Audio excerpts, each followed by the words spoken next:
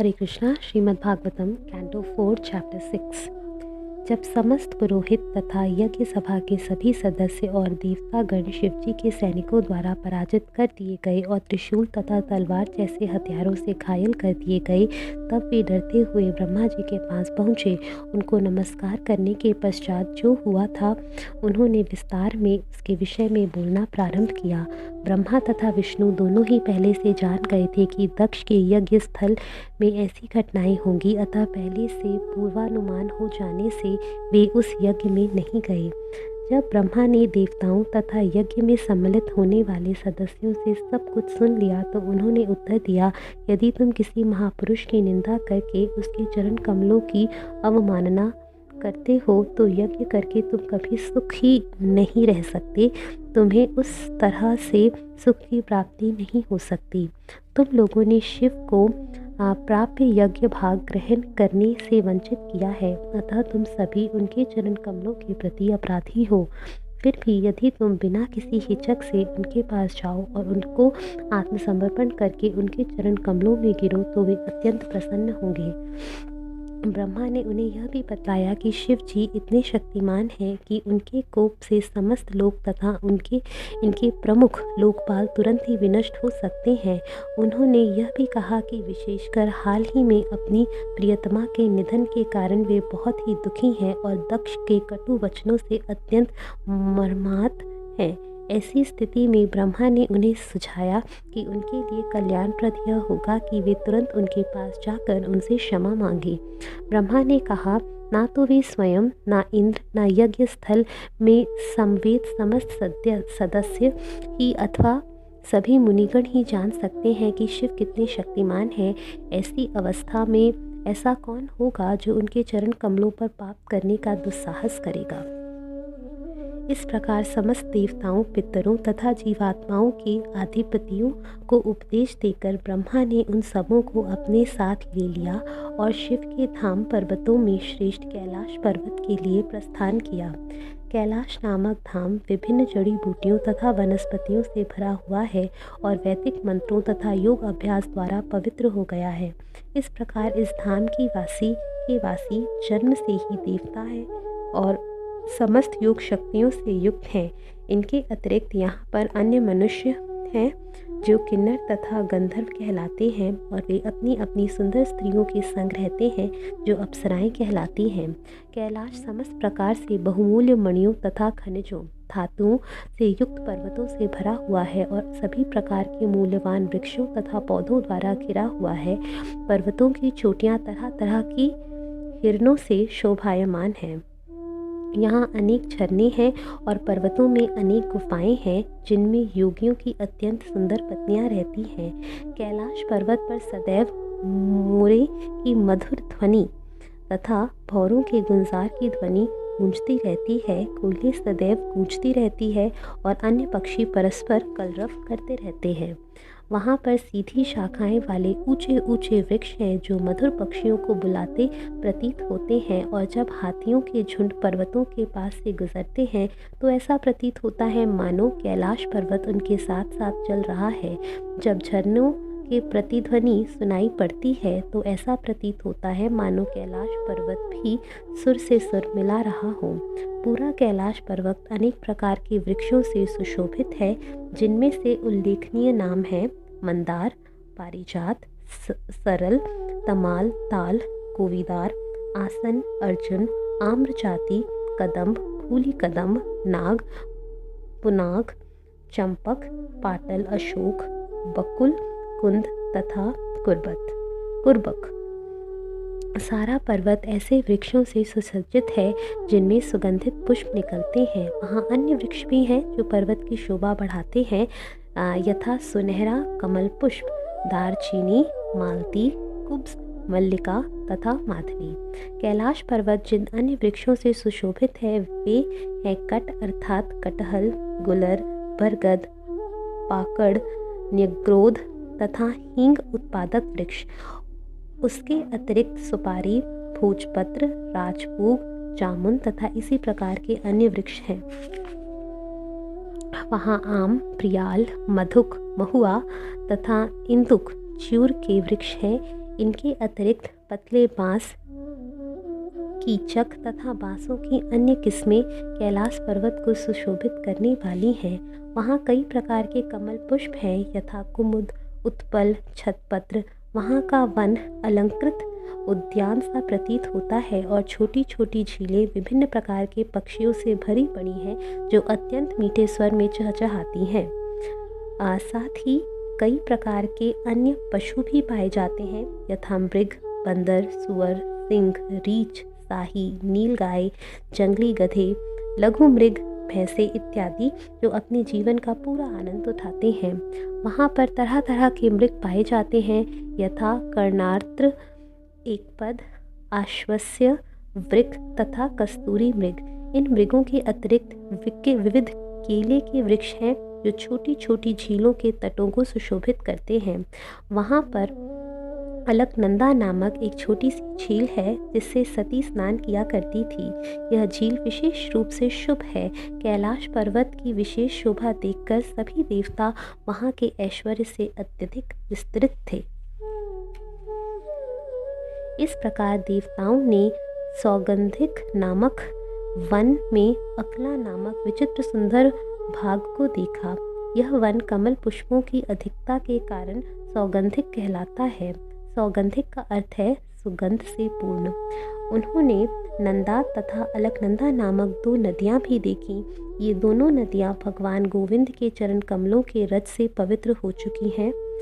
हे क्षत, हे विदुर, स्वर्ग की सुंदरियाँ अपने अपने पतियों सहित विमानों से इन नदियों में उतरती हैं और काम क्रीड़ा के पश्चात जल में प्रवेश करती हैं तथा अपने पतियों के ऊपर पानी उलीचकर आनंद उठाती हैं।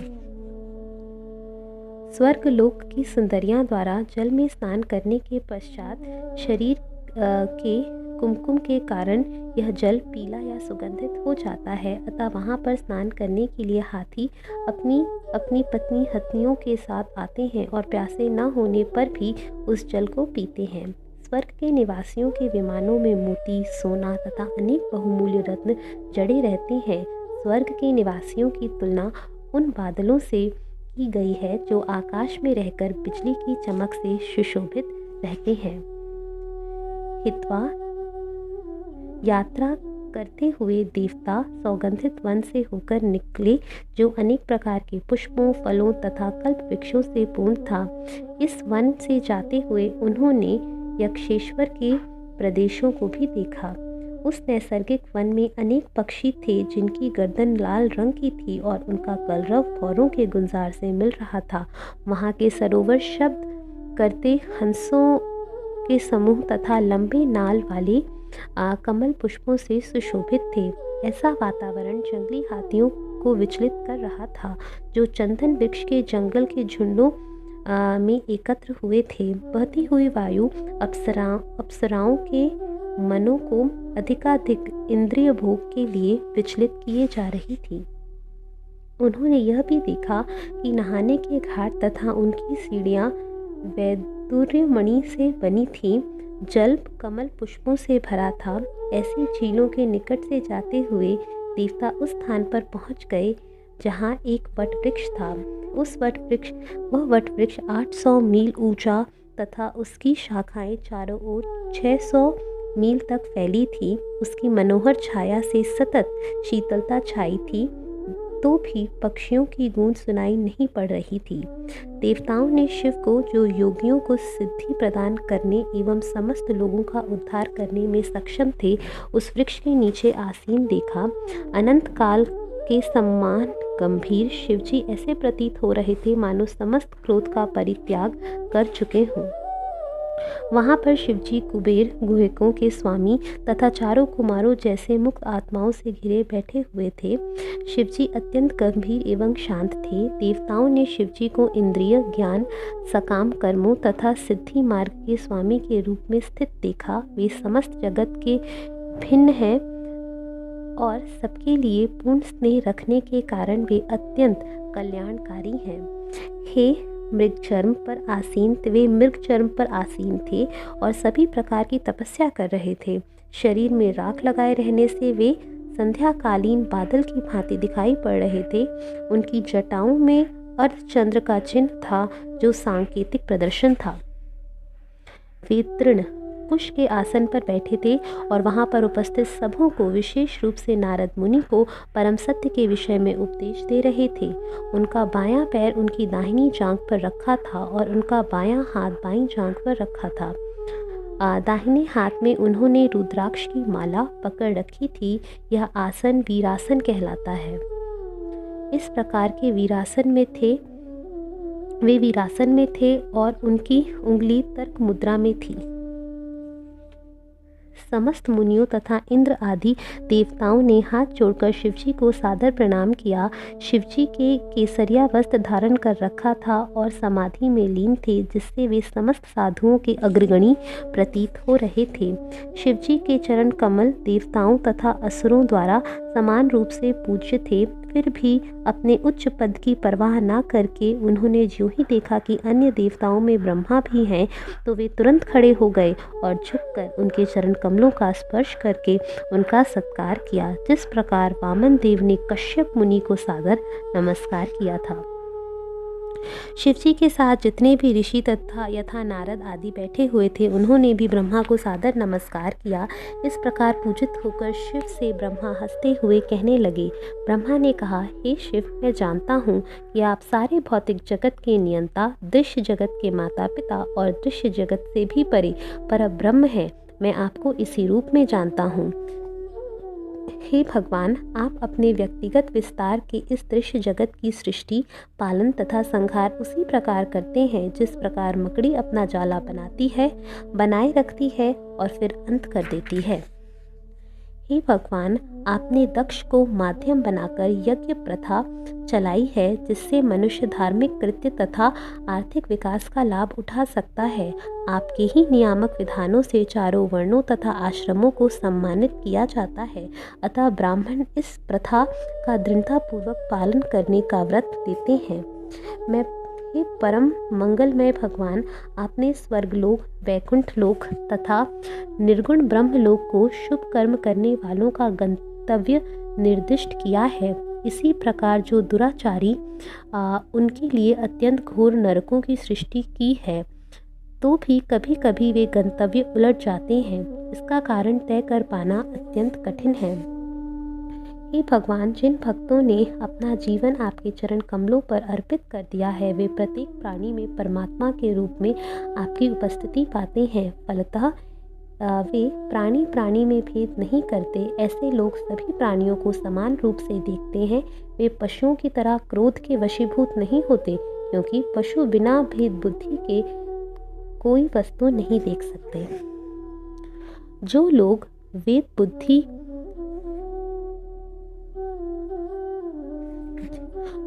वेद बुद्धि से प्रत्येक वस्तु को देखते हैं, वो केवल सकाम कर्मों में लिप्त रहते हैं।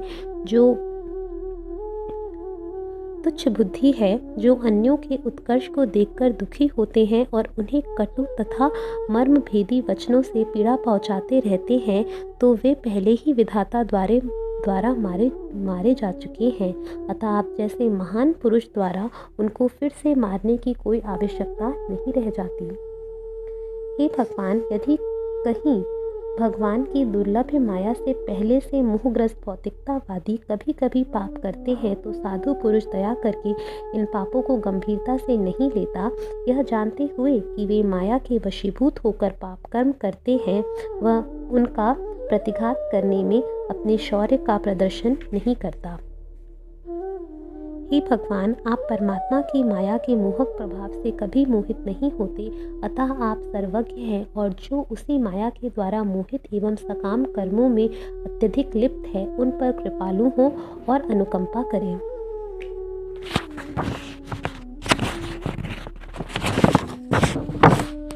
हे शिव, आप यज्ञ का भाग पाने वाले हैं तथा फल प्रदान करने वाले हैं। दुष्ट पुरोहितों ने आपका भाग नहीं दिया, अतः आपने सर्वस्व ध्वंस कर दिया, जिससे यज्ञ अधूरा पड़ा है। अब आप जो आवश्यक हो करें और अपना उचित भाग प्राप्त करें। हे भगवान, आपकी कृपा से यज्ञ के कर्ता राजा दक्ष को पुनः जीवन दान मिले, भग को उसके नेत्र मिल जाएं, भृगु को उसकी मूछें तथा पुषा को उसके दांत मिल जाएं। हे शिव, जिन देवताओं तथा पुरोहितों के अंग आपके सैनिकों द्वारा शत विशत हो चुके हैं, वे आपकी कृपा से तुरंत ठीक हो जाएं। हे यज्ञ विध्वंसक, आप अपना यज्ञ भाग ग्रहण करें और कृपा पूर्वक यज्ञ को पूरा होने दें। हरे कृष्णा।